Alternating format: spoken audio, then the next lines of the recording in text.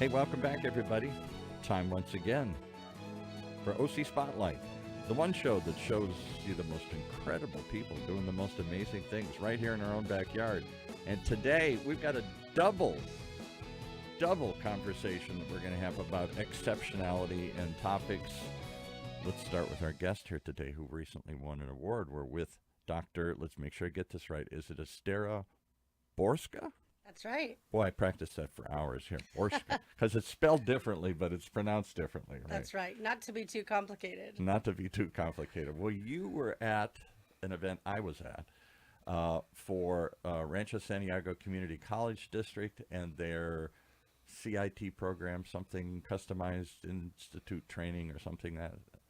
And what was it? It was all about AI and how to use AI in businesses. That's right. I go to these things all the time. Maybe 50 people show up. It's at the Garden Grove Community Center. It's sponsored by a big community college.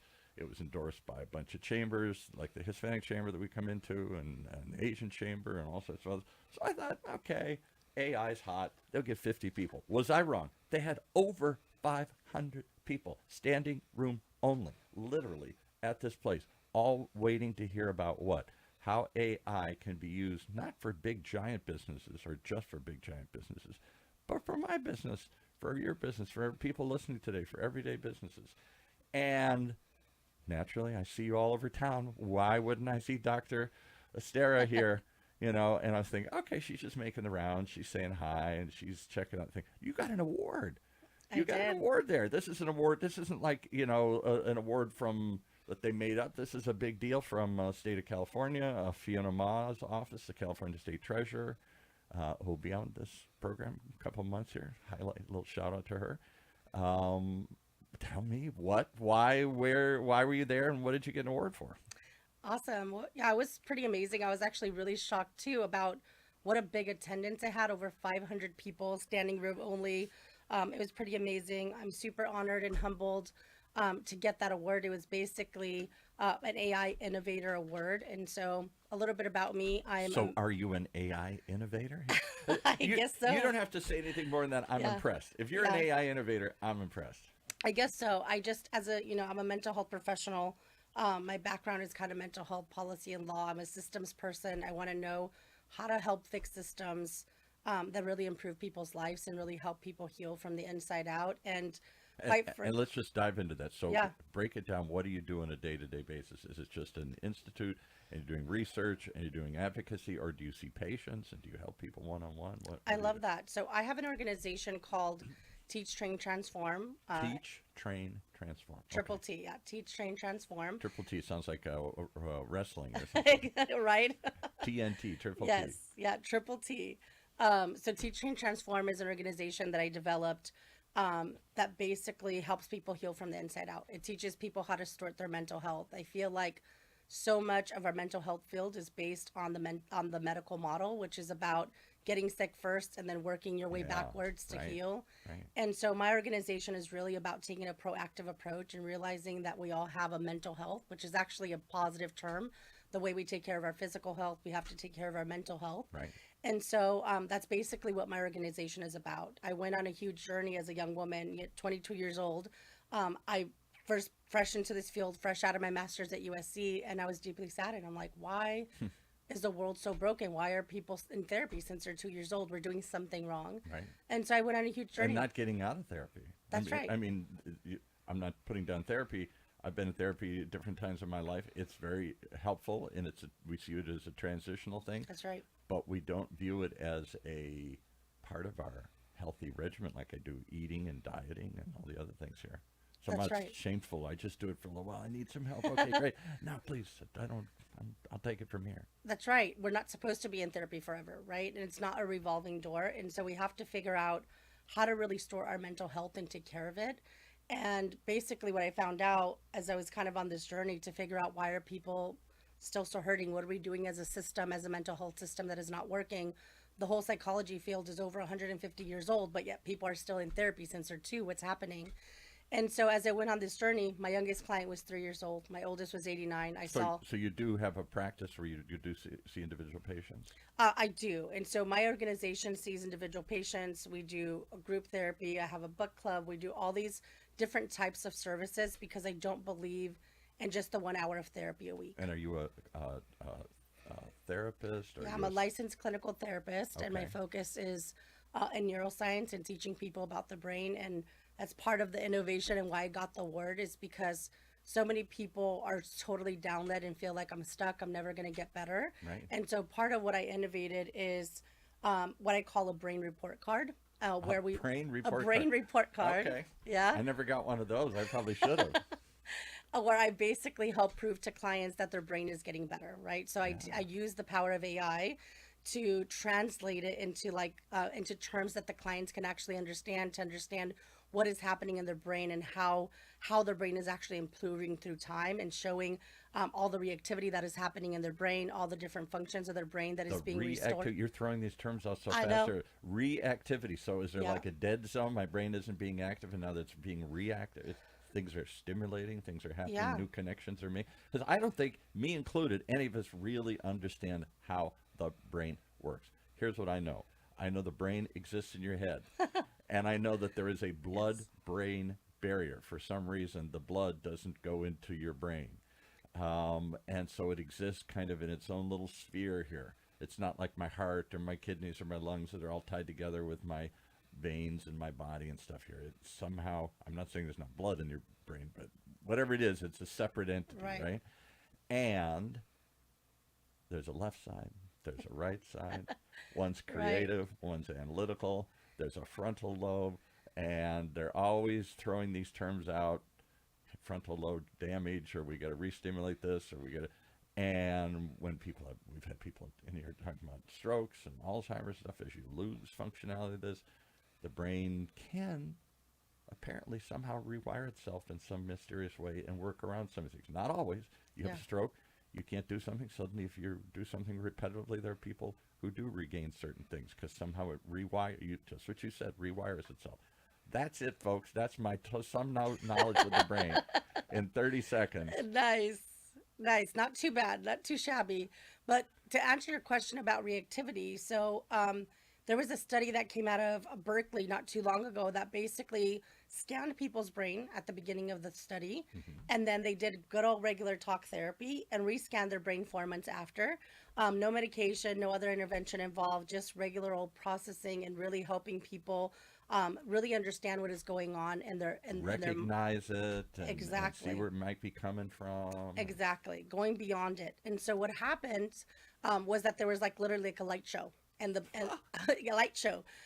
After 4 months, basically there was so much more reactivity in their brain. So Just when they from first scanned their talking it brain, out, yeah, in the first picture, it was basically a lot of parts of the brain. If we don't use it, we lose it, right? Yeah, right. It's basically the brain says, I don't need to function as much, so there isn't as much reactivity.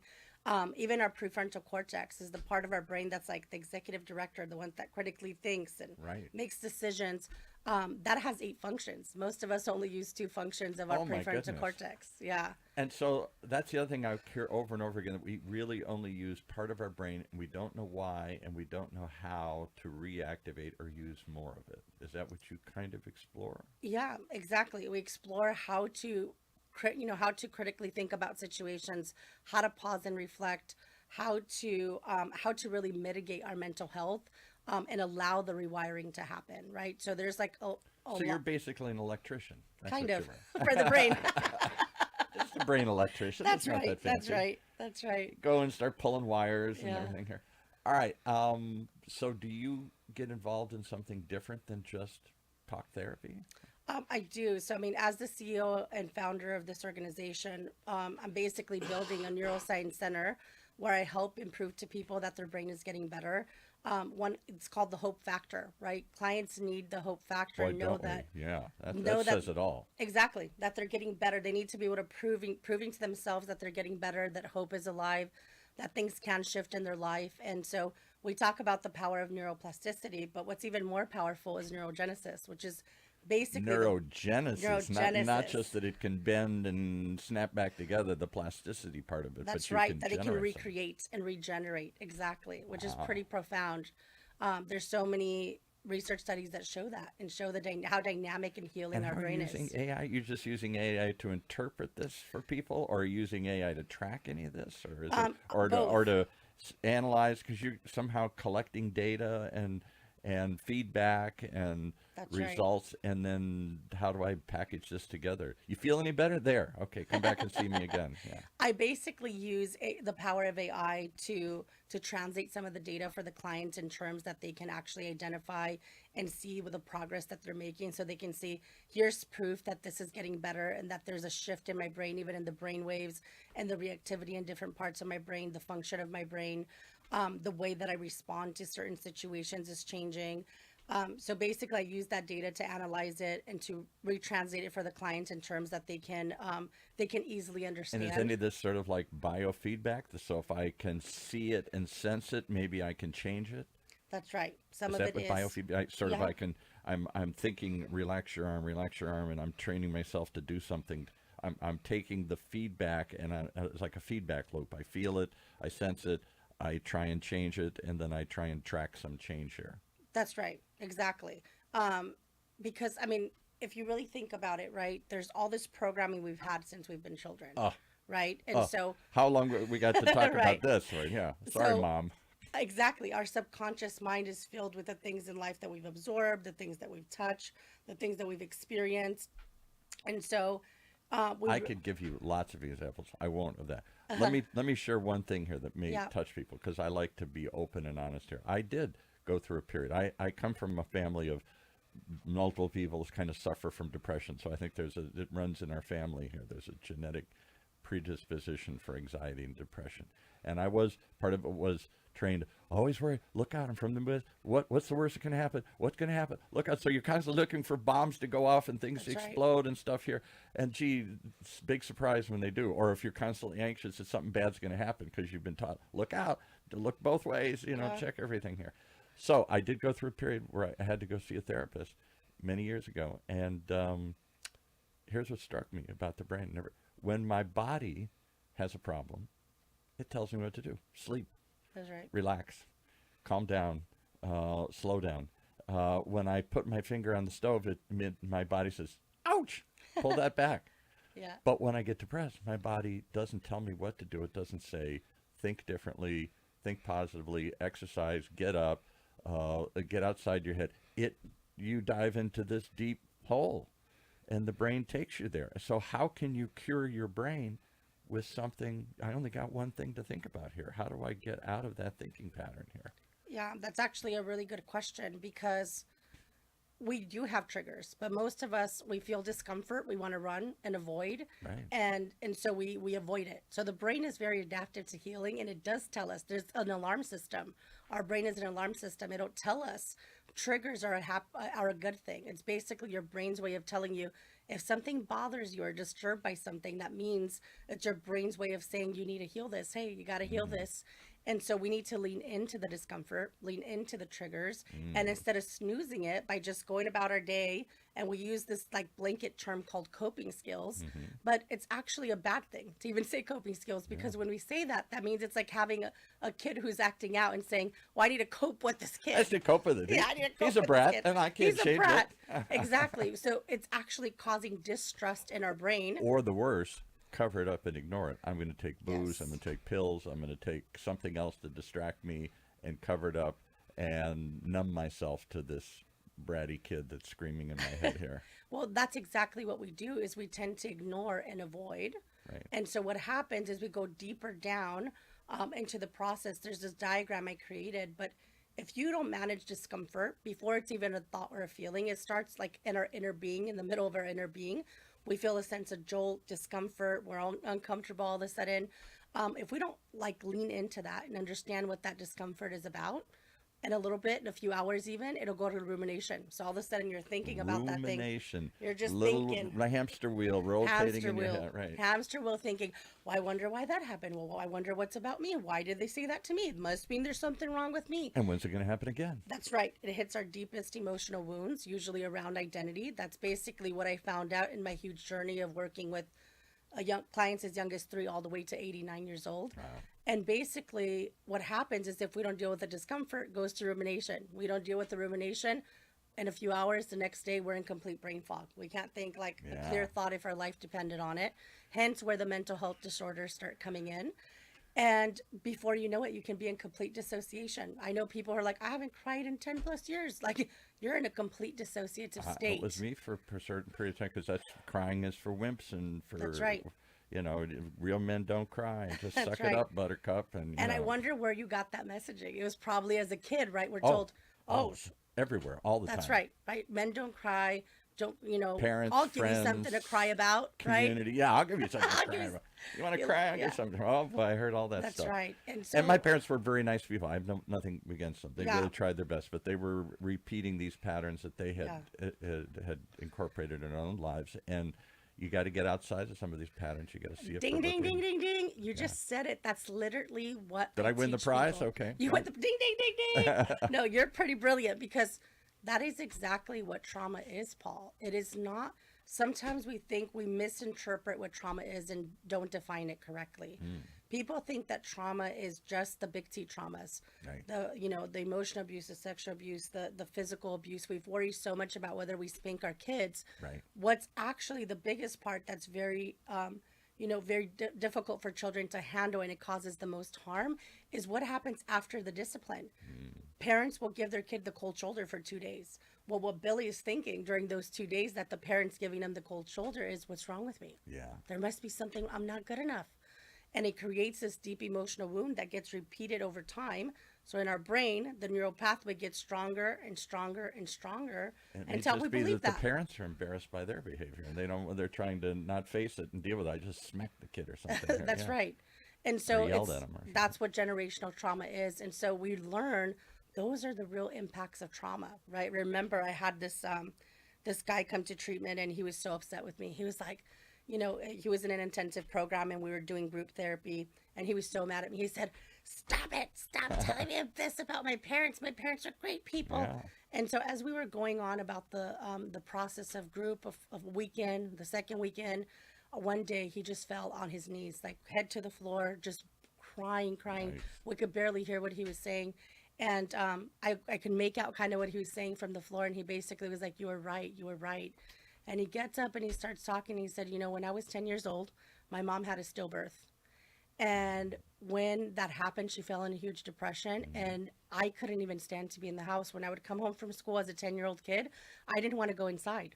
So I would sit on the stairs. I would let her know that I'm there, and I would sit on the stairs until my dad came home. And when my dad came home, we'd go in, have a silent dinner. He didn't know how to manage it either.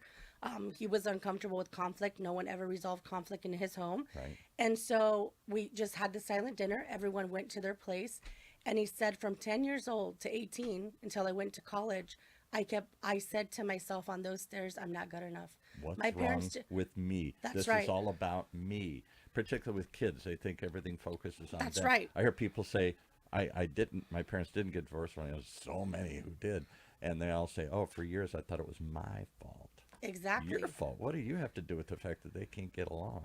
Right. Children are very good listeners. We're very bad translators. And so that impacts, right? I think everyone, once you become an adult, run to therapy, good therapy. The 20% that's good, run to it. Right. And retranscribe your childhood, because those are the messages That's we tell it. ourselves. Lay it all out again here. Lay it all out. And so back to the story, basically, he figured out that was part of what I told myself was, I'm nothing. I'm not good enough. My parents wanted a girl. They didn't want me. I should have died, not my sister. And so he took that into his marriage, caused substance use, caused problems in his marriage, and problems how he was as a father. It impacted every part of his life. We had somebody in here. I'll tell you how far this can go. I know we're going over here. No worries. As had somebody come in and talking about health. We have a couple of health shows. This is not mental health. Somehow mental health is different. There's health, eat and exercise and diet and do these things and whatever you got to do to get physical health, right? And they said, they were talking about COVID. And this person's contention, I think it was a woman, said she really believes that some of the people who died in COVID were the ones who told themselves, I'm not good enough to make this. That's right. I deserve to die. That's right. I'm not a good person. It's absolutely our thinking. There's a research study. You can kill yourself with this kind of Oh yeah, the thinking. thinking. Well, it's called the mirror method and the self-fulfilling prophecy and the red car theory. If I ask you, hey Paul, how many red cars did you see on your way in? You're not gonna know, right? Right. But if I tell you, hey, I'll give you $50 for every red car you see this afternoon, Everywhere there. So, you're gonna look for every red car, right? So that's basically our brain will look for the evidence of what our inner thoughts are, and that we're not good enough, or whatever it is. Our deepest emotional wounds become manifested. There was a recent study that came out that basically tested a bunch of cancer patients in a wing, in a cancer wing in a hospital, and they were just trying to test how fast they get out based on their resilience and their thinking and mentality, and not testing like where they were in their cancer treatment, what stage they were at, or anything like that. And the ones that got out the fastest were actually the sickest physically, but they had the most fight in them, and they got out faster and got better because of that. we're going to have to get you on. We do a show with a woman named Roberta Luna, who's for 30 years been a pancreatic cancer survivor. What, 10, I think it's up to 10, 12% people make it after the first couple of years. It was 5 when she was diagnosed. So somehow she's made it. And she attributes part of it. She said, I know this isn't the whole thing because there's plenty of positive people that die. But she said, she was just determined it wasn't going to be me. I'm not ready. I've got something else to do. Maybe it's spread the word. And so she had a doctor on recently. She brings doctors on, talk about research, or people talk about real things. It's called Living Hope. It's a show here on OC Talk Radio. Check it out. And she had a doctor come on, some big guy at some big hospital back east. And he said, I won't say that it's critical, but he said, I'll tell you what, if I'm dealing with somebody, because he deals with really severe patients and they're trying to do, clinical trials and stuff. He said, I won't even take somebody unless they really think they can beat this. If they don't have that mental component, I'm not even going to try and tackle it. Well, I tell people all the time, the key to life is stress management. You have to know yourself so well that you know how you're going to react to the next crisis in your life before it happens. And how can you know that? How can you know how you're going to feel if there's a car crash or something? Because you have to have super strong roots and know how you respond to crisis, right? Yeah.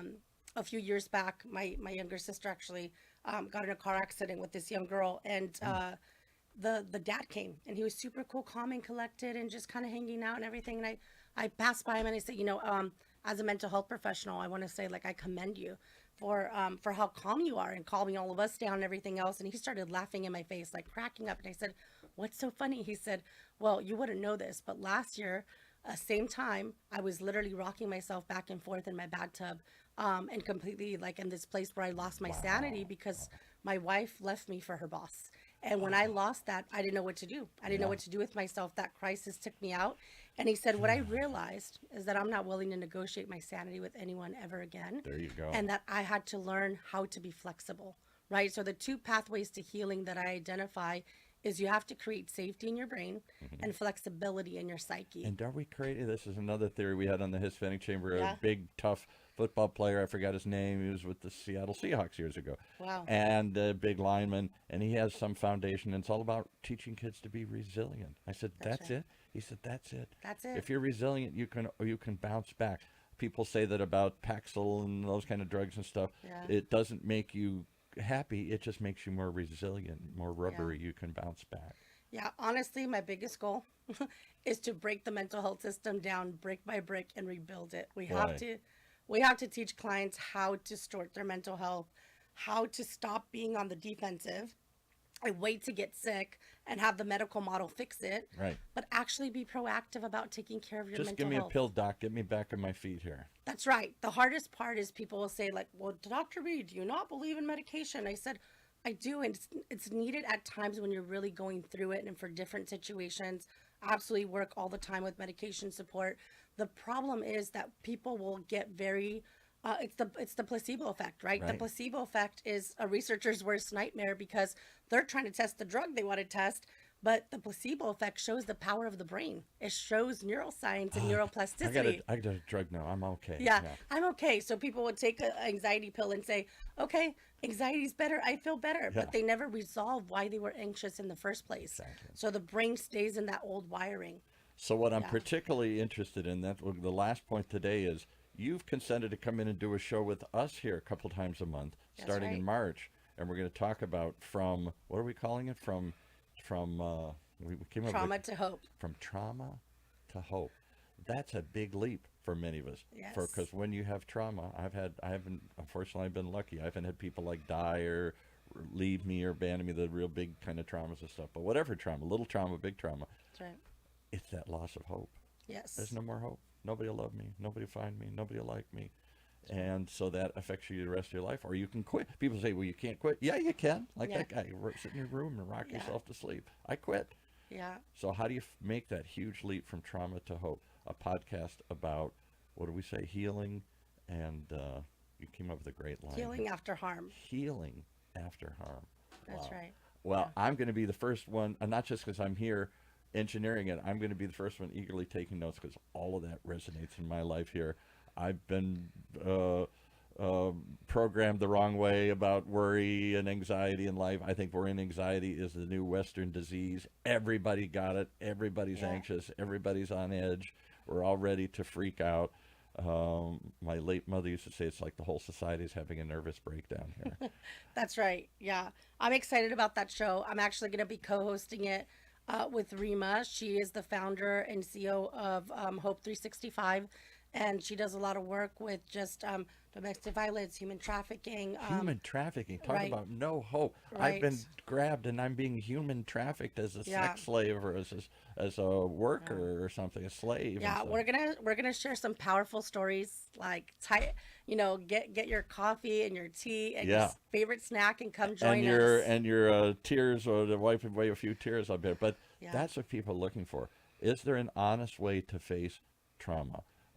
We did a show many years ago. It was one of the most touching shows we ever did with a woman who was a grief therapist. And she'd bring in clients. It was almost like, oh my God, I can't believe they're sharing these stories of how their child is a drug addict and living out on the street or whatever. So just hopeless stories, and how they try and find hope in the midst of all that, and maybe some healing and maybe some resolution to some of these situations here. That's what I look forward to.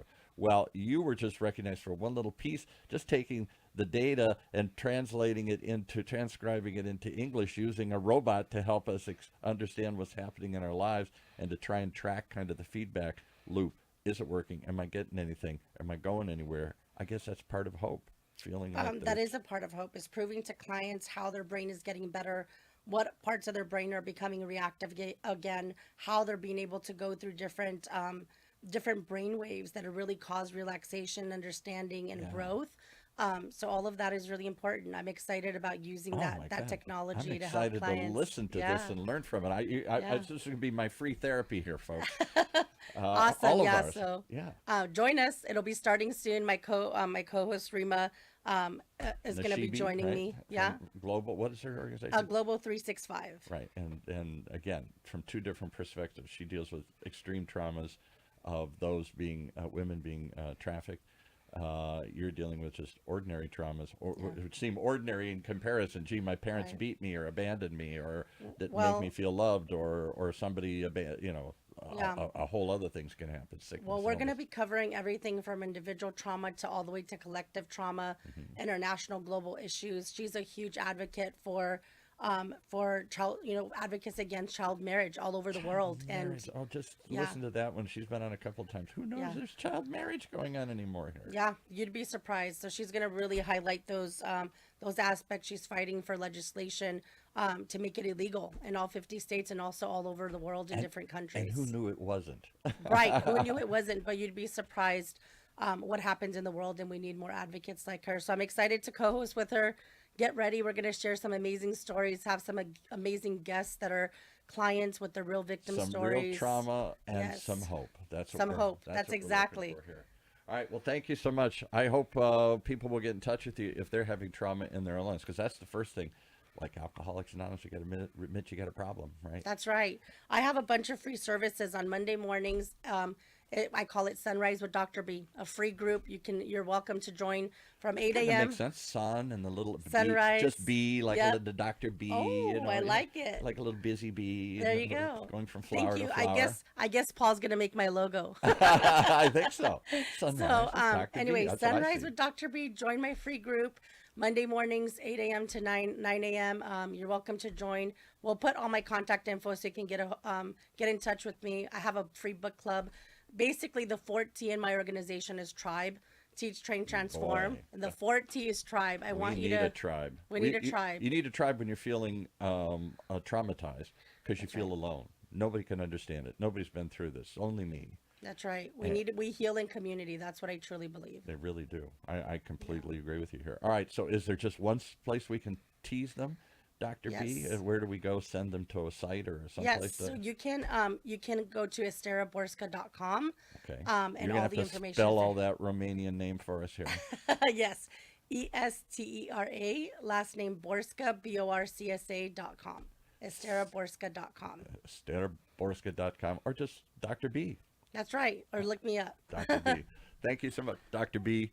And congratulations on the recognition that the state gave you for the award of you using AI in a very unusual, adaptive way in a place I don't picture it. This isn't just making cars run better or data sets stack up better. It was using it to collect the data in our brains, in our lives, and give a feedback to clients, to people traumatized, and say, see, doesn't feel like it, but you're getting better. That's right. Getting better. There's some hope here. All right. Thank you so much. Thank you for being. B. Thank you for having me.